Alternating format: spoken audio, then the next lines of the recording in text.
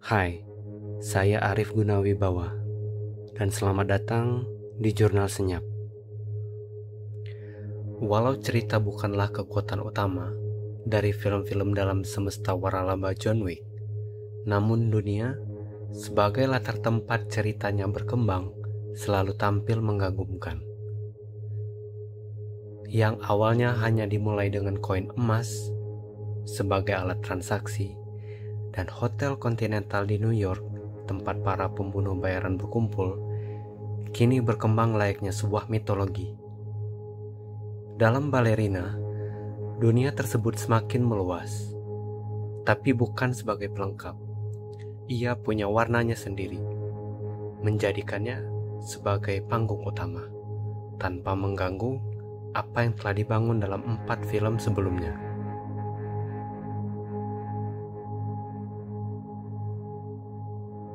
Ballerina bercerita tentang Eve, pembunuh bayaran asuhan organisasi Ruska Roma yang dipimpin oleh The Director. Saat tengah menjalani misinya, Eve dipertemukan dengan orang-orang dari kelompok yang bertanggung jawab atas kematian ayahnya. Orang-orang yang punya bekas luka berbentuk tanda silang di pergelangan tangan mereka. Terguncang saat mendapati hal tersebut, Eve mengkonfrontasi The Director. Larangan dari pimpinan Ruska Roma untuk mencari kelompok pembunuh ayahnya tersebut tidak dipedulikan, dan Eve memilih jalannya sendiri. Eve kemudian berpaling kepada Winston, pimpinan Hotel Continental di daerah New York, yang kemudian membuka jalan lebar untuk ia bisa balas dendam. Jika John Wick, atau yang sering dijuluki sebagai Baba Yaga, di film pertamanya keluar dari status pensiun, yang kemudian mengerdilkan nyali-nyali orang yang mendengar namanya, maka dalam Ballerina, Eve mendapat perlakuan berbeda. Tidak ada cerita menakutkan tentang dirinya. Tidak ada kisah tentang pensil yang membuat lawannya ciut, dan tidak ada legenda yang mengikutinya. Eve ditempa habis-habisan di bawah atap Ruska Roma. Hari-harinya dilewati dengan latihan intens, berdarah-darah. Film menunjukkan proses pengembangan karakter Eve ini dengan seksama, dan menutupnya dengan sebuah tes mengejutkan. Tes yang menunjukkan betapa kokoh dan gigihnya karakter Eve nanti di sepanjang durasi, baik secara fisik maupun mental. Mengelaborasi kalimat di awal video, cerita bukanlah kekuatan utama dari film-film dalam semesta John Wick, sebab cerita hanya bersifat sebagai pengantar bagi waralaba yang terkenal akan olahan aksi luar biasa dan kreatif ini.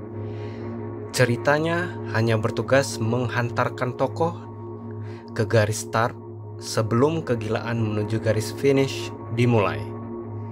Dan ya, Ballerina bisa dibilang cukup gila dalam memamerkan gelaran aksinya. Filmnya seakan menggunakan baris dialog yang diucapkan oleh tokoh Nogi kepada Eve di satu sesi latihan sebagai prinsip utama.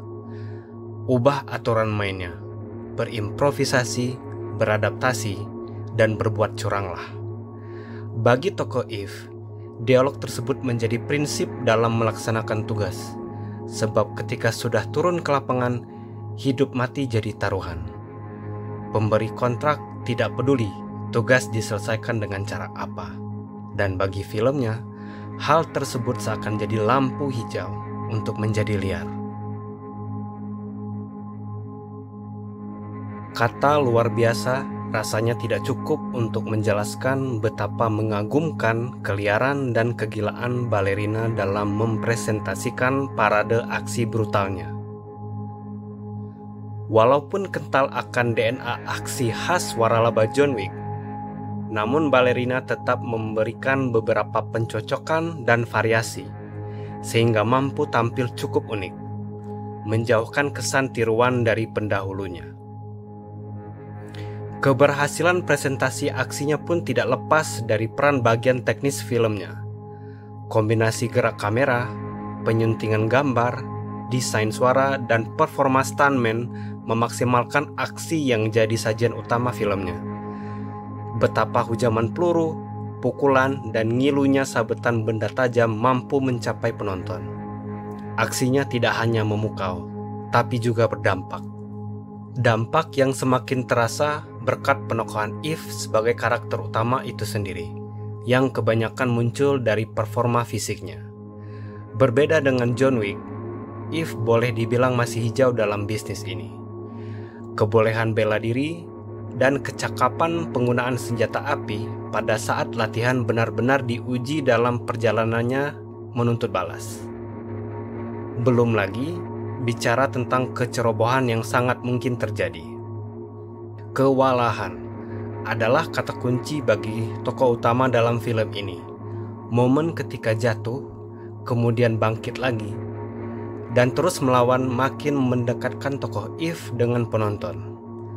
Hal tersebut juga membumikan karakter sekaligus memunculkan solusi-solusi kreatif di saat Eve semakin tersudut. Dialog dari Nogi saat latihan dirasa semakin relevan dalam kondisi-kondisi ini. Dalam Ballerina, Ana de Armas sebagai pemeran Eve mengaku mencapai batasnya saat proses produksi, dan hasilnya terlihat di layar. De Armas tampil memukau dan Eve hidup dalam performanya. Ballerina jadi panggung tempat De Armas untuk unjuk kebolehan dalam menumpas lawan-lawannya.